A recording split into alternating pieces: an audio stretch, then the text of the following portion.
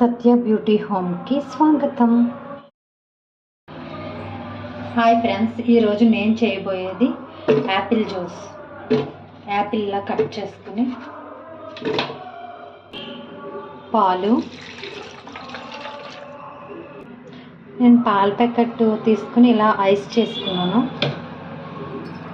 Ice ఒకటి,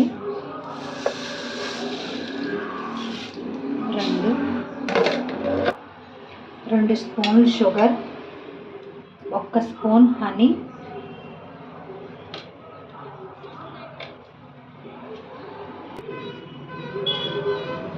కొంచెం కుంకుమ పువ్వు.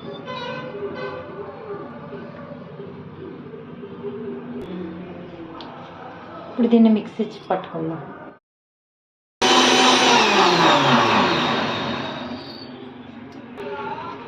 ఇప్పుడు ఈ జ్యూస్ వడగట్టుకుందాం.